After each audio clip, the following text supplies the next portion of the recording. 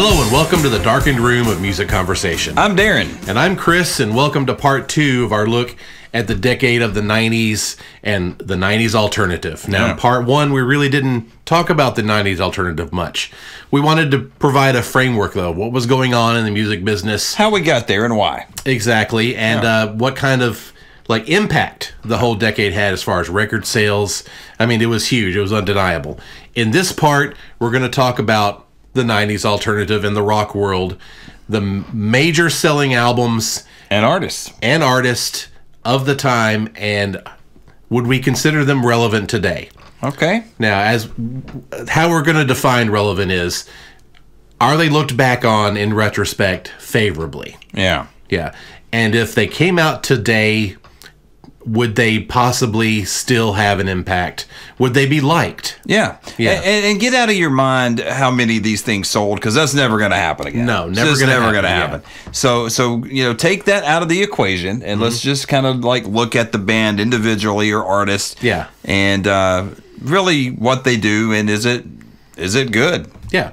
I guess one good way to look at it is, would it fit in? Yeah. To the modern world? Sure. So that's what we're going to do. We're going to get into it right now. All right. All right. So what we're going to look at here is the top 30 rock albums of the entire decade. We're going to go in reverse order, starting with number 30 all the way back to number 1. One thing I want you to notice as we go down this list are the whole varying different styles. Good point. That fell underneath the 90s alternative umbrella, because that's going to be important when we go into the part 3. And another thing I'd like to point out is that every one of these albums, no exception, had songs played on the radio, pop radio specifically, which I think helped catapult these albums into the stratosphere as far as the numbers are concerned. There you go. Number 30 is where we're going to start, of course. Third Eye Blind's self-titled release. Sold 6 million copies. All right, and the first thing we'll do is we'll say whether or not we own the album individually. Yes. Oh, yes. Yeah. I own Third Eye Blind. I thought the record was absolutely killer. Yeah. I like side 1 probably better than, well, side 1, it's a CD, but the first 6 songs. Virtual side 1. Yeah, virtual side 1. Yeah. I still, even back then, I thought, even with CDs, I thought about them in terms of an album, side 1 and side 2. I don't know why. Yeah. Well, we grew up that way. Yeah, exactly. Yeah, well, that's why. Yeah, there you go. See episode 1. All right, yeah. But anyway, back to Third Eye Blind. I really thought it was a good record, man. I thought it came along at the right time. I think his voice is a little bit limited, although I liked it. Yeah. If it came around now, man, I just don't know. I mean, I think the songwriting's good for the most part. Yeah. Good to great, but I don't know. I have a hard time imagining them being real famous right now. Yeah, I think maybe with a slightly tweaked sound, they would definitely fit into the indie rock world. Yeah, their sound, I think, really blends well with like a Kings of Leon kind of thing. Yeah. So I think in that world, maybe they wouldn't have an impact in the pop world. A whole lot of people wouldn't know who they were, but they would fit into that indie rock world. The first time I heard them, I thought they sounded like the Spin Doctors, because I heard, Semi-Charmed Life. Yeah. And the very first time I heard it, I'm like, man, is this the Spin Doctors? So it's a little bit more rocking than, And then I heard the whole record, and I really liked it. And I know, there's some really good songs on there. Yeah. You said you liked the first side better. And really, the song that I was attracted to the most is in the second half of the album, which was The Background. Yeah, and that's definitely top 3 for me on that record. It's a great song. Great song. All right, moving on to number 29 now. Ooh, it's Creed in My Own Prison. Very divisive band. It was kind of divisive at the time, even. Well, yeah, they sold 6 million copies. But, but yeah, when they first came out, it was kind of different. You know? I remember they were in the Christian bin there at first. Right. Because, Scott Stapp, of course, kind of those beliefs. His father was a preacher. And was kind of public about it. Yep. And some of the songs you could tell. But, definitely one of the godfathers of the modern rock world that you know today, with Shinedown and groups like that. Yeah, I kind of felt like it was a more mainstream Pearl Jam. His voice kind of reminded me of Eddie Vedder. I don't think he was nearly as good a singer. Yeah. But anyway, I did own it. Okay, I'll admit that. I did too. Yeah. I like this album better than Human Clay, and I know Human Clay is coming up probably later in the discussion. Yeah. I don't have a whole lot of use for them now in retrospect. I have to honestly admit. As far as would they be relevant today, I just don't know, man. I really don't have an opinion on that. I don't either, because in my opinion, the modern rock you hear now, like I mentioned, Shinedown, those kind of groups, I don't think that they would have been as prevalent now if it weren't for groups like Creed. They did pave the way. That's true. So we'll give them that much credit. That's true. They were kind of like a conduit from like the Pearl Jam type stuff to, like you said, the Shinedowns of the world. Exactly, yeah. All right, so let's move on to number 28. One of your favorites, I'm sure. Stone Temple Pilots in Purple, selling 6.1 million copies. Wow. So I love that band. Probably my favorite 90s band overall, other than Jellyfish, of course. Yeah. But they're not going to be on the list, unfortunately. Yeah. But with STP, I just thought they were so cool. They every time out the door, they tried something different. I really liked that. They were really all competent musicians. I think Scott Weiland, or Whelan, however you want to say his name, was an amazing singer. I saw him live at least twice. They were amazing every time I saw them. The guitar player's great. I don't know, man. Are they relevant? Hell yeah, in my opinion. I think they were great. I love the song Vaseline. I think when I hear it now, I think it sounds even better than when I heard it back then. That song does kick ass. It's an amazing song, and just so simple, but just rips your face off. Yeah. I love it. So would they fit into today's music? I think so, but I'm heavily biased. It would be hard for me to criticize STP. Yeah. Again, the indie rock world, I think they might have found a place. But, yeah, that's about it. And, of course, I owned it. Yeah, me too. That's probably going to be a yes for me on all of these. Probably so. Yeah. I'm curious. We'll have to see as we go. Yeah. Like, one that I think that I probably owned that you didn't is the next one. Number 27, Follow the Leader by Korn. Did you own that? I did own that. Oh, okay. Yeah. Now, I'm not a huge Korn fan, but I respect the hell out of them. And are they relevant? For sure. I know at the time a lot of teenagers worshipped this band. They sold 7 million copies. Yeah.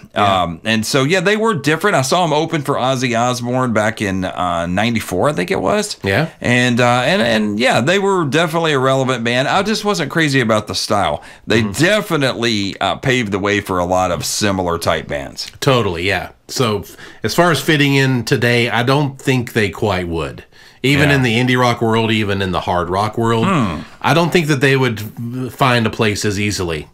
Yeah, it's hard to say. One thing I'll say about them, though, is they stand out in a lineup. And bands like that usually are able to fight their way through somehow. That is true. Coming in at number 26 is the Dave Matthews Band and Crash. So much to say, so much to say. 7.1 million copies. Now, was that the moment where I guess the jam band phase kind of got going again in the 90s? I think it was with them, for sure. Yeah, and then you had your Fishes and your Moes and all these other bands that, kind of were similar as far as, like, the same people like this band, that like the Allman Brothers and all that. Yeah, exactly, Dave Matthews, I've got a weird kind of opinion of him, and of course I own that album, too. Yeah, I love certain songs. I absolutely love certain songs, like Crash. Love it. Crash Into Me or whatever. I love Satellite. One of my favorite songs from the 90s. Yeah. I really tire of his voice pretty fast. Yeah, that's one thing. I never really had a desire to go watch them live. Yeah. It's like I felt like sitting through a whole concert of Dave Matthews was probably good, great musicianship. Yeah, for sure. It seems like I would tire of it pretty quick. Yeah, I mean, it's hard to say that it wasn't relevant music because it clearly is. Yeah. But, I don't know. It's one of those things, we've had this discussion before. Yeah. One of those bands I could never make the leap into, I love them. I just, I'm a mega fan. I mean, I like some songs here and there, and that's about as far as I could go with it. Yeah, I feel like I liked them a little better than you, but I still wasn't quite there either. Right. But there are moments, let me say once again. Yeah. I love certain songs. I really do. I do too, yeah. Like the song Crush. Great song. Yeah, that's a great song. I think they would fit in today. In the adult alternative world, I think they'd fit in today. They would still be relevant. I agree. All right. So let's move on to number 25. August and Everything After by the Counting Crows. Masterpiece. 7.1 million copies of that also. Absolute masterpiece. I definitely think at the time it made an impact as far as directionally where music went. Yeah, totally. And Rain King, one of my favorite songs ever. Murder One. Yeah. Round Here, I know you love that. Omaha, great stuff. Yeah, between Round Here and Murder of One, I have a tough time picking which one's my favorite. Great stuff, man. Yeah. All right, coming in at number 24, also with 7.1 million copies. Another one of the originals of the movement, Pearl Jam and Versus. Don't call me daughter. Wow, Versus, a pretty good album, I have Yeah. to say. Now, I'm not a humongous Pearl Jam, obviously. Come on, it's Eddie Vedder, great singer. Yeah. I know you like the band far more than me. I definitely did, yeah. But I think that it's relevant stuff. I'm not going to sit here and put it down. Right. You know, I kind of got, I don't know, this is my opinion. I got a little aggravated with how, you know, they seem to like whine and cry about when they got famous. That just kind of bothered me. You know, you're like on Epic Records, for crying out loud. Yeah, but maybe in defense of that, you know, you think about fame and being popular and all that, and once you get it, it's not what you thought it was. And I think their intentions were good. Yeah. I will say that. Yeah. But the Versus album, I think, is actually underrated. I think it's actually a really good record. It's a very good album, Yeah. And so we won't even discuss, is it relevant? Of course they're relevant. Course, yeah. To this day, they're relevant, and they always will be. I've always said Eddie Vedder was the Bruce Springsteen of the 90s alternative movement. I think that's a brilliant statement, because yes, definitely. Now, we can't say the same for the next Uh-oh. the next band holding the number 23 spot, Limp Bizkit and Significant Other for 7.1 million copies. Now, so far, I've owned all of these, and I own that, too. I did own that, yeah. You know, very juvenile lyrics, very kind of silly. It was really big at the time. Oh, it's huge. But yeah. I could even tell then it was a fad. Yeah. I could feel it then. Yeah. But there was this moment of time, and they were definitely instrumental in the whole new metal movement. Yeah. But I never took them that seriously. Just didn't.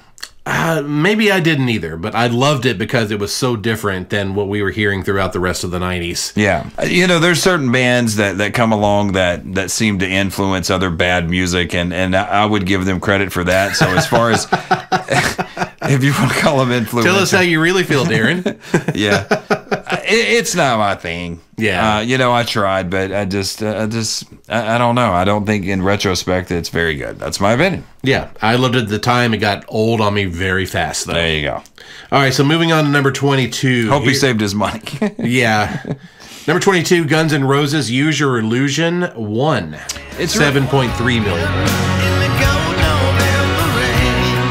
It's really weird to even talk about this. I kind of consider them more of an 80s thing. Yeah. But hey, it was huge. November Rain. My goodness, got played so much. Yeah. I love Guns N' Roses. I really do. I don't listen to them a lot anymore, but I think it's a great record. I mean, and are they relevant? Of course they're relevant. Oh, yeah. They did a recent stadium tour a few years ago and sold them out. Yeah. Yeah. So, yeah, I like Guns N' Roses. Yeah. Now, I loved Appetite for Destruction. Use Your Illusion 1 or 2 was hit and miss for me. I think they could have trimmed it down and made it just one single album. I think that whole thing was a bit of a gimmick. And where were we the night of release of that? Tower Records, West End Avenue, Nashville, Tennessee. That's the right answer, At the stroke of midnight, we showed up and waited in line to be one of the first to buy it. And bought our long box copies. They were in the long box back That's then. right. Yeah, man, we're old. Coming in at number 21, one of my favorite groups at the time, Red Hot Chili Peppers, Blood Sugar Sex Magic. That one sold 7.3 million copies. Wow. So at that time, you know, they had been around for at least 10 years. Yeah. And it just seemed like they were always on the fringe of really busting out. Yeah. And the timing was just perfect for that album. Exactly. This was before Nirvana came out. Yeah, just before. But I thought it was a great record. I think it holds up great. Yeah, and I loved them even before that. Yes, you did. Mother's Milk. I was on board with Mother's Milk. Yeah.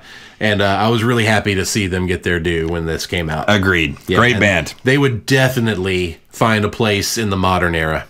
And influenced a lot. It really did, yeah. Okay, so coming in at number 20, Tuesday Night Music Club, Sheryl Crow. 7.6 million copies. At the time, I thought it was really cool because it was just refreshing to hear a female playing like rootsy music like that. Yeah, I think yeah. her voice was great. I was already aware of Cheryl because she had sang background on Neil Sean's album. I'm a huge Journey fan. Yeah. And the album Late Night, she had done some background vocals on that. And That's so right. I remember seeing her name in the credits like Cheryl Crow. And then she had previously sang background on the road on tour with Michael Jackson. So she had this really weird history before Yeah. that record. And Yeah. she had actually, a lot of people don't know this, she had made a whole record that was real slick and produced. I've got a copy of it that was never released, and I loved it. Yeah. And she scrapped it because she didn't like the direction of it. So she Wow. went back in and said, I just wanted to strip this down, be more like an organic, live kind of thing. And that's what she did. I think the album's great. I actually like the one that came out after better than this one. Yeah. Yeah. But yeah, I think Sheryl Crow's awesome. Yeah, it definitely would be relevant today. Although I think she probably would have gone more in the direction and been on country radio. Yeah, you know, with her, she's one of those artists. I see her fitting in any era. If Yeah. she was in the 70s, she would have been just fine. In the 80s, she'd fit in anywhere. She's really talented. Yeah, in the 70s, she would have definitely been hanging out with Linda Ronstadt. Yeah, for and sure. Stevie Nicks. Yeah, yeah. All right, so now that we've entered the top 20, Yeah. let's get some heavy hitters going here. Welcome to the top 20. The Cranberries, No Need to Argue, coming at number 19 with 7.9 million copies. You know, it's funny. I had no idea that they were as popular as they were until we did our research for this episode. Yeah. I love the Cranberries, and I think they got better and better, to be honest. I think their first three records are essential. Yeah. I love the third one, the one with Free to Decide. Yeah. I think they're a very relevant band. I hate that she passed away. Yeah. I thought she had just a really unique voice, a really unique sound, really unique style, I should say. And absolutely, she would fit in. Yeah. They would fit in this current climate. Yeah, this album, of course, record sales driven by the single Zombie. Yeah. I was on board with them from the very beginning. Yeah. They fit into things that I liked, like the Sundays. Yeah. You know, I agree. it was very much that style, but Yeah. Zombie came out, it just kicked my ass. I'm like, yeah, okay. And what a radical departure from the first album, going from that to Zombie. Just really just showed. We had somebody leave a comment once that we were dogging out the Cranberries. It's like, come For being on, a man. soft band. Yeah, Yeah, we But no, love the Cranberries. That's not what we meant. Yeah, I think they're brilliant. they are. I think yeah. they're brilliant. All right. So moving on, here's some trendsetters here for sure. At number 18, Oasis. What's the Story? Morning Glory. Selling 7.9 million copies. Okay, at the time, you know, I'll be honest, I wasn't crazy about Oasis. I love them now. I think their first two albums are masterpieces. Yes. I really do. I think they're both incredible records with incredible songs. Yeah. And they would fit in, once again, similarly like Sheryl Crow, any era. Oh, totally. Yeah. Yeah. Something we're going to touch on in the next episode when we talk about the evolution. They really shook things up over in England. They sure did. Yeah, they were mega huge in England, and they started almost a Nirvana-like revolution Yeah. across the pond. That's so true. And, you know, a lot of these albums and artists on this list, you know, you almost think they don't deserve to be on here. Totally deserve to be on here. Absolutely, I agree with that. All right, so coming in at number 17, Sarah McLachlan's Surfacing, coming in at 8 million copies. I'll let you take this one. The what would you call it? It's not the Godfather, the Godmother Oh. of the Lilith Fair movement for sure. Yeah. Yeah, I love Sarah McLachlan. Me too. Would she fit in today? Absolutely. Surfacing, a masterful album.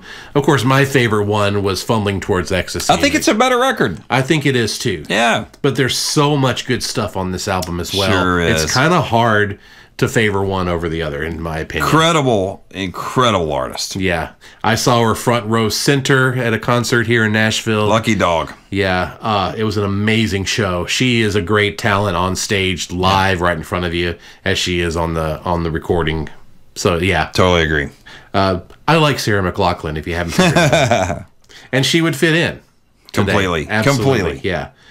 All right, coming in at number 16, another album from Stone Temple Pilots. It would be the first one of the albums that helped start the trend. Core. Yeah, you know, the first album, I'll never forget the first time I heard Dead and Bloated. I was like, wow, this is so cool. You know, with the first album, they kind of got, criticized for like, man, they're just taking every style that you could consider a Seattle style. Yeah. And just emulating that. There's a song on there that sounds like Alice in Chains, of course, sex type thing. Yeah. There's a song that sounds like Soundgarden on there. And then there's, of course, people said they sound like Pearl Jam with Plush. Plush, yep. But Plush was written in 1988 or 89, I believe. It was an older song. Yeah. I love that album. Yeah, the criticism was not fair for sure. The whole thing. Wicked Garden is a fantastic Just song. amazing stuff, man. And I love, like, even to this day, listening to it. Once again, I said already that Scott is such a great singer. Yeah. And people tended to agree back then. 8.1 million copies sold. Absolutely. All right, so moving on to number 15. This one kind of surprised me. Live and Throwing Copper. Yeah, Live. They sold, what did they sell? 8.1 million copies. They're one of the more interesting ones to like look back at and try to calculate why they were even that big. Yeah. I know that, what was the one song that was so big? Lightning Crashes. Lightning Crashes. Yeah. That was, and once again, I made this point, a lot of these songs had success on pop radio. That song got played a lot on pop radio. A whole lot, yeah. Yeah. I like some of the other songs better. I don't know.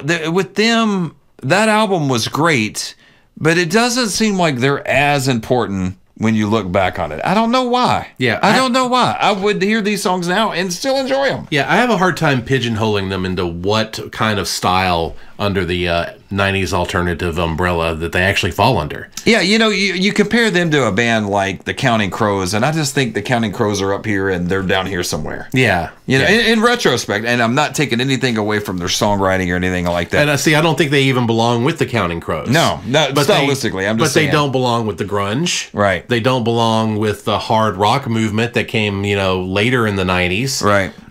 They were like their own little island. And I love the song "I Alone." I love the song "White Discussion." I mean, they have great moments. It was great. Like "I Alone" to me could have been easily a Matchbox 20 song. But it didn't. They didn't fit with Matchbox 20 either. It was it was strange. I liked them, but I owned the CD. Yeah, it just seems like if they come to your city now, it wouldn't be that big of a deal. Yeah, it totally wouldn't. I also say it. So, I'd say... but I like them. Probably not relevant today. Coming in at number 14. Now, here you go. Octoon Baby by U2. This one sold 9.2 million.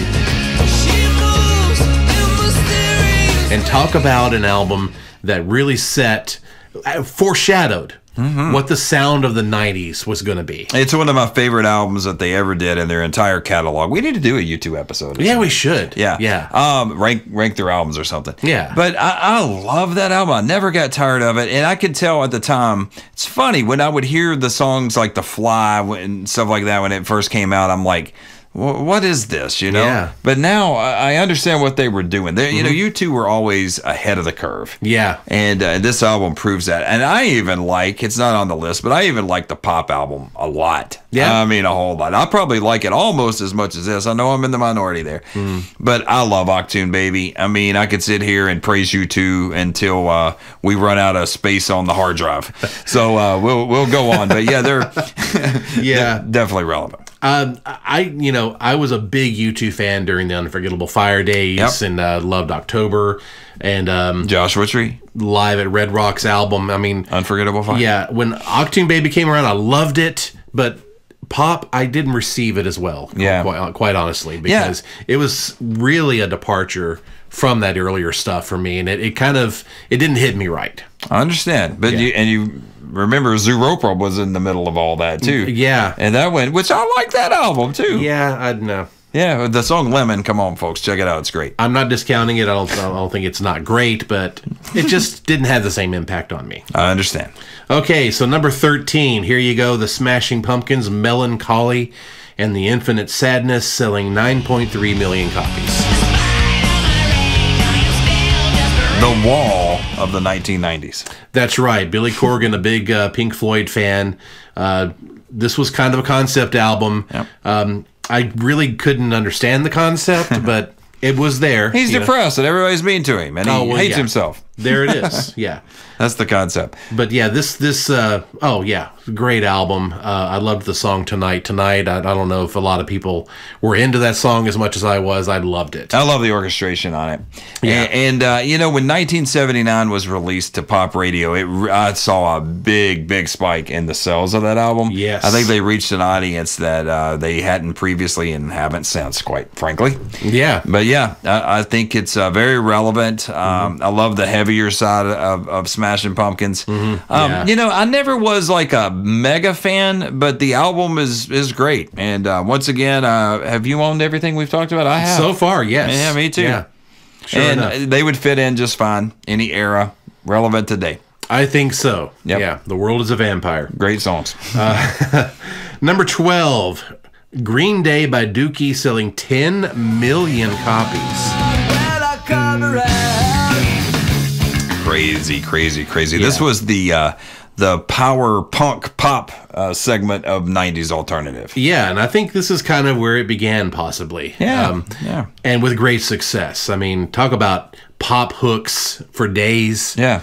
You know, I can see why this had, pop appeal. Yeah, When I Come Around, that thing got played like crazy on pop radio. Yes, it did. It was bizarre, but yeah. And they influenced a lot, after that. And we'll talk about that in the next episode, of course. Yeah, and I liked them. I was a casual fan. I had that record, had the couple that came out after that. Yeah. I never loved them, but I liked what they did. Yeah.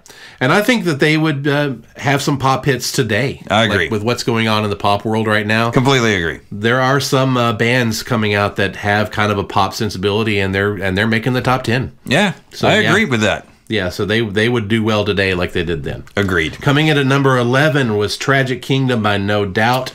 10 million copies of that. Yeah, totally understandable. That record, I think, was great. And probably of all of the 90s records, it would definitely be in the top 5 for the albums that I heard the most. Yeah. I just was, I don't know, captivated by that record. Yeah. As soon as Spiderwebs comes on the record, and I think Just a Girl is one of the great songs of the 90s. Gwen was a very unique singer. You totally pick her out of a lineup. Obviously, she's pretty. I don't want to harp on that. But I just think it was really good. And then, of course, when Don't Speak came out, reached a whole new level, crossed over so many genres. It did, yeah. And people really loved that song. It made her a superstar, and she's still around and relevant today. Yeah. I wish she played music more in this style, but she's in her 50s now. What are you going to say? Yeah. I love Tragic Kingdom. I do too, yeah. And this album definitely helped propel female artists up front, up in the forefront and in the mainstream. And taken seriously. Front and center on the stage. Yeah, and taken seriously, not like a novelty thing. Hey, look at this rocker chick. She was really good. Yeah, she was. In her heyday. And what did you think about the follow-up album, Return to Saturn, after this one? I loved it. I did too. Yeah, I really did. I like the darkness of it. Yeah. This is a really dark album. Yeah. Yeah. All right, so now we're entering the top 10. So remember, some of this stuff was probably more mainstream pop hits, but they did fit into the 90s alternative world. For sure. Case in point, Jewel with Pieces of You at number 10 with 10 million copies sold.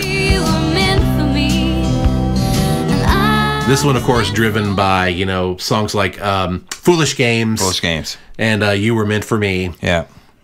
Major pop hits. Yeah, and Who Will Save Your Soul. That was the first Jewel song that I heard. Yeah, and that was the first single, I believe. That was the first single. Yeah. And I liked it, but I could kind of tell even then that I probably wasn't going to hang with her for the long haul. Yeah. Music like that's always been around and always will be around, so it's hard to say that it's not relevant. Yeah. I did go out and buy it, and I remember they had all these remixes for the songs too. I think by the time they became pop hits, they were different than the original album versions. Yeah. And so they had to re-release the album with the new versions. That happened a lot in the 90s. It did. Foolish Games was on, I think, one of the Batman soundtracks, and so it had been remixed for that, and so that was the version that became a hit, yada, yada. Yeah. I like Jewel. I never thought she was as amazing as they made her out to be, but I did like it, and when I hear the songs now, I enjoy them. Yeah, and she would be relevant for sure in the country world. No doubt. She would fit right in with it. That's true. Yeah. That's true. All right, coming in at number 9, kind of closing out the decade here, Kid Rock's Devil Without a Cause sold 10 million copies.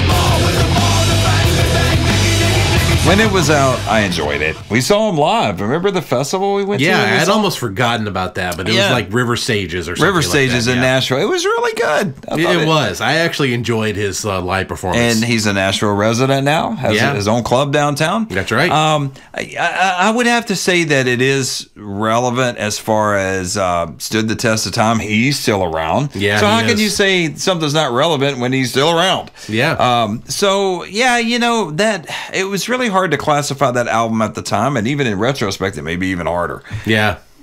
But I liked it. But yeah, he crossed genres. I mean, you know, he and Sheryl Crow both did that Picture song. Yeah. It was a country hit. Totally. So yeah, he found his way, throughout beyond the decades. Yeah. Yep. Coming in at number 8. All right, this one's all you, dog. Matchbox 20, Yourself or Something Like You, or Someone Like You. Someone Like You. Yeah. 10 million copies of that. I'll never forget hearing that record for the first time. I was working in music retail. My district manager, his name was Keith. He had a copy sitting in his office, and the original title of that was Woodshed Diaries. Yeah. And then, and so they released the promos of them. Didn't have a cover or anything, but it just said Matchbox 20 Woodshed Diaries. I'm like, what is this? And he said, that's probably some crap. So I'm like, all right, listen to it. So famous last words right there. So I put it on, and I loved it. Yeah. And I can honestly say this. When I heard the song Push for the first time, I'm like, that's a hit. That's a hit. Now, it was kind of weird in that Long Day was the first single, and it didn't take off. No, it really and I didn't, think that song is amazing. To this day, it's one of my favorite Matchbox 20 songs. The album, I think, is a masterpiece as far as taking kind of the Counting Crows atmosphere, darkness, and kind of making it a little bit more mainstream. Yeah. Rob was a really good songwriter at that point.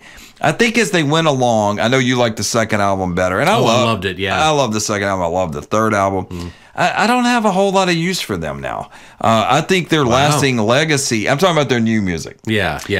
I think their lasting legacy is that they made all country sound like that first Matchbox 20 album. I mean, you listen to the male country solo artists now. You are so right. It sounds like Rob Thomas songs. Yeah. And so I'm a little bored with that sound now. And production-wise, that album is it's very ordinary, quite frankly. But it was all about the songs and the emotion of Rob. Yeah. I loved it when it was out. I still like it. I don't listen to it as much. But I think it's good. And you have to say, you got to give him credit for being around still.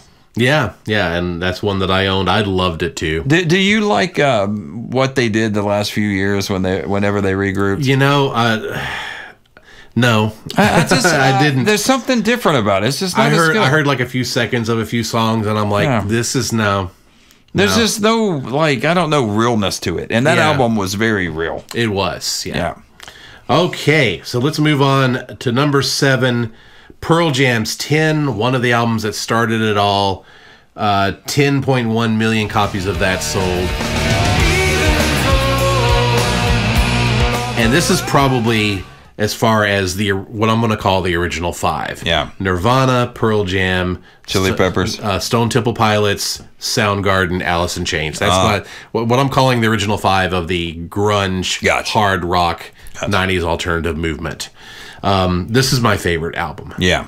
And again, I liked them way more than you. Yeah. This album, beginning to end, I don't know how many thousands of times I listened to this. I loved it. Yeah. Well, there's some great songs on there. I love Why Go Home. Yeah. I love Black. I think Black's a masterpiece. I think it's their best song. Yeah. And I think it's his best vocal. It'd be hard for me to pick the favorite song, but Black, right up there. Yeah. Definitely top 3. Yeah. But yeah, this album has a sound to it that I can't get enough of. Yeah. Okay. Well, there you go. There you have it. All right. And I think, they'd be relevant today. But we just kind of discussed that already. Of course. Okay. Number 6. Here we go. At number 6. No, not higher than 6. Nirvana's Nevermind sold 10.1 million copies. Yeah, well, we already talked about in the previous episode the impact that they had. No one saw it coming. Yeah. This, I think, will never happen again.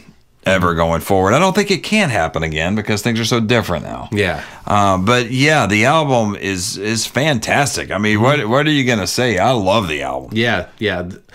Everything that we could possibly say about it has been said already 1 billion times by 1 billion other people. So why don't we just move on? It's great. Now, relevant, of course. Totally, totally. Now, what was probably should be on your mind now is what 5 albums sold more than that? Yeah, for real. When we reveal them, it's going to make sense. Okay. Coming in at number 5 was Cracked Rear View by Hootie and the Blowfish, 10.8 million copies. All right, let me say right off the bat, I never got to where I loved that album, although I like some of the songs off of it. Yeah. I think Darius is an amazing guy. I think he is so freaking cool. Yeah. And I really like Let Her Cry. I think that song is a really good song. I love that song. Yeah, I like Time. And what was the other? Never Gonna Hold Her Hand, Hold My Hand. No, so I didn't like that one. Oh, and being Only Want to Be With You. Only Want to Be With You. Okay. I like that song. Yeah. And I actually like, I know I'm in the minority, I like their second album better, Fairweather Johnson. Wow, yeah. I did. I like that one. It was darker and a little bit more edgy. That one, it seemed like the general public kind of pushed aside and rejected them at that point. Right. But it had great moments on it. Yeah. Well, what I would like to say about Hootie, and I'll let you say your piece on this. I felt like with Hootie at the time, it was very similar coming out of the weird punk rock stuff in the 70s. People gravitated towards stuff like Christopher Cross. It was simple. Great comparison. You could get it instantly. You knew what he's singing about. Simple pop songs that everybody's kind of heard before, just in a modern way. And I think that Hootie was very much that for the grunge movement.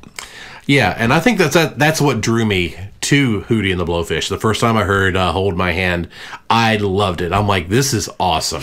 It was kind of a refreshing change from what you were hearing in the 90s. Yeah. And I soaked it right up. And I loved everything on that album. And how cool is it that he made the transition into country superstar? Right, and that would answer the question. Relevant today? Yeah, he is relevant today. And you can't help but just love the guy. He's so cool. Yeah. He's so cool. He's a very, very great guy. But don't call him Hootie. Yeah, he doesn't like that. No. Coming in at number 4, Creed and Human Clay, 11.7 million copies. I just cannot believe that it sold that much. But hey, Arms Wide Open. Huge pop hit. Once again, when you cross over into the pop territory, anything can happen. Yeah. And I believe this is the album, though, where they began to wear out their welcome. I agree. With the general public. It just didn't seem like it was going anywhere new. No, it really wasn't. So that's all we'll say about that. Okay, number 3, Santana's Supernatural, 11.9 million copies. And we're including this in the rock alternative world because he had guest singers in Rob Thomas and Everlast. Yeah. So we're going to include them in this countdown here. Right.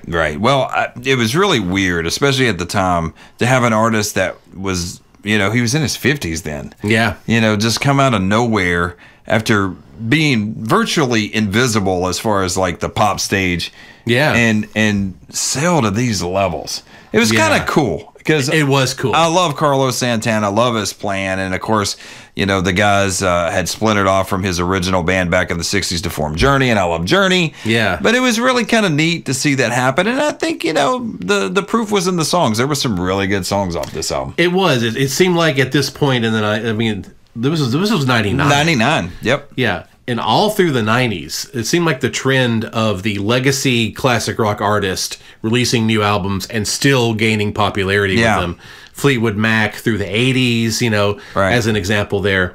That era was over. Right. And it was like 9 years into the decade, and he does this. Yeah, but it was impressive. And the way he did it was kind of different, though, in that he was like, he's got a very unique guitar style, obviously. Yeah. But it was cool that he picked like different singers to sing the songs. I thought that was a really clever idea. It really was. Yeah. And it worked, obviously. Totally. All right, we're down to the top 2. The nitty gritty. Yeah. So these are no surprise. Right. Coming in at number 2 is Alanis Morissette, Jagged Little Pill, selling 15 million copies.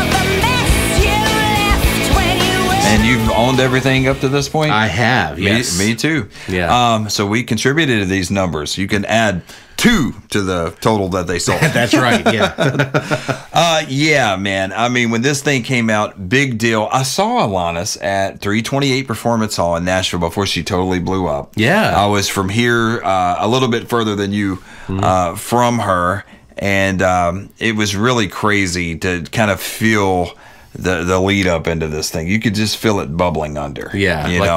there was an electricity and energy in there. There really was. Yeah. I think the album is just absolutely wonderful. I still love hearing it now. It was very calculated in the sense of stylistically the ground that it covered. Yeah. You know, she had her moments too, kind of like we talked about with STP and their first album. She had her little, you know, paying homage to Tori Amos over here, to Kate Bush over here. Yeah. Yeah. But still had her own little vibe going, and it definitely opened the door for so many female artists. Yeah. I think it was totally deserved of all the acclaim that it had. She obviously never sold to these levels again or reached those creative heights again, in my opinion. Right. But I love the record. Yeah, and I think that the sound and the style of that album probably would do well today. Yeah, and that's one of the other things about that record that was unique. It kind of kicked off that whole drum loop stuff, and yeah, you started hearing that a lot in rock and roll from a production standpoint. And, you know, I think I made this point in the previous episode. You know, the 90s were about styles. Yeah. Where the 80s were about sounds. You know, it was like, let's take this artist in the 80s and make it sound a certain way to get played on the radio. The 90s was more anything just went. Yeah, that's true. Yeah, so I think the genres and just looking back at it were defined far more by individual styles than sounds. Yeah. Okay, so let's hit numero uno. Again, no surprise. Yeah. The only thing surprising about it is it doesn't really have much to do with 90s alternative. But it was Metallica's Black Album. 16.1 million copies. And see, that warms my heart to hear that that's number one. Yeah. Because I really do think it was the most important record of the 90s. Not by far, not by a long stretch, even my favorite Metallica album. Yeah. But I will just say that it was like nothing else that had happened in rock. And you got to understand, this predated Nirvana. But the influence of that record is still around to this very day. It is, yeah. I remember back in the day we were talking about what would influence rock and roll music moving forward, and I don't remember what era of maybe it was late 90s. Yeah, it's like where would you know, where's music going? Yeah. And one of the things you predicted was that the Metallica's Black Album would be a framework, a foundation for bands leading on at some point in the future. And now you have the bands like Nickelback and Shinedown. And really, the style and some of the sounds of the Black Album, you can hear it's got a major influence. Yeah, and even, once again, a lot of the things that it influenced, some of those bands I don't like at all. I think it's a very similar situation to like Van Halen. Yeah. Like Van Halen, masterful band, you know, the original Van Halen with David Lee Roth. Yeah. And they influence what I would call a lot of bad music. But you can't take anything away from them. Not at all. And I think it's very similar with Metallica. I think that that album was just the perfect move at the right time for them to shift in that direction. And wow, you can't argue with stone hard, cold backs, or however you want to say it. Right. It's amazing, man. 16 million copies. You could almost consider this as a bridge to the grunge, because that style of metal, you know, what was popular was the hair metal. Yeah. You know, glam metal, whatever you want to call it. Right. The genre that Metallica sat in with, like, you know, groups like Megadeth, you know, that was more of an underground movement. But this album brought it up to the mainstream, and it got that hard rock sound acceptable for the mainstream.